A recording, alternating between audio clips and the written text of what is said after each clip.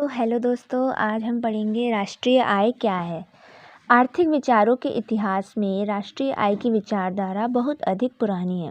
Adam Smith ने सन 1776 में wealth of Nations राष्ट्रों के धन नामक पुस्तक में राष्ट्रीय उत्पादन के संबंध में महत्वपूर्ण विचार प्रस्तुत किए, किंतु उन्होंने राष्ट्रीय आय अथवा राष्ट्रीय लाभांश के संबंध में कोई स्पष्ट परिभाषा नहीं दी। राष्ट्रीय आय संबंधी अवधारणाओं का विकास 20वीं सदी में ही शुरू हो गया था। ठीक है, इससे हम क्या समझ सकते हैं कि जो राष्ट्रीय आय है, राष्ट्रीय आय की अवधारणा बहुत पुरानी है और एडम स्मिथ ने 1776 में इसको इस विचारधारा को अपनी पुस्तक राष्ट्रों के धन में वेल्थ ऑफ नेशंस में इन्होंने प्रस्तुत किया था। राष्ट्रीय आय की अब कुछ परिभाषाएं हैं, जिनमें से कुछ हैं नव प्रतिष्ठित अर्थशास्त्रियों की परिभाषा है। इसके अंतर्गत दो परिभाषाएं आती हैं। पहले तो नव प्रतिष्ठित अर्थशास्त्रियों की परिभाषा है, जिसमें आता है सबसे पहले मार्शल के अनुसार, और दूसरा है आधुनिक परिभाषाएं।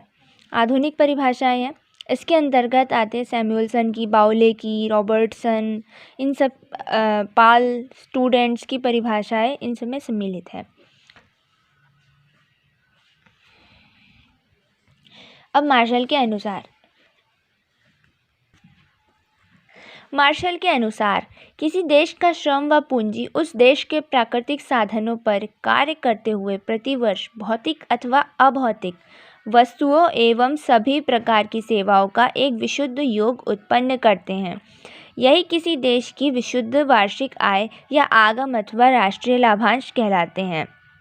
आप इससे क्या समझ सकते हैं कि किसी देश की श्रम व पूंजी जो है वो उसी देश की उसी देश के जो प्राकृतिक साधन है उसमें ही अपना उत्पादन करते हैं एवं उसमें ही कार्य करते हैं। उसके बाद फिर अभौतिक या भौतिक वस्तुओं का उत्पादन करते हैं या उन्हें उत्पन्न करते हैं। यही किसी देश की विशुद्ध वार्षिक आय या आगम अथवा राष्ट्रीय लाभांश कहलाता है। राष्ट्रीय लाभांश का मतलब क्या है? राष्ट्रीय आय। ठीक है, आधुनिक परिभाषा है।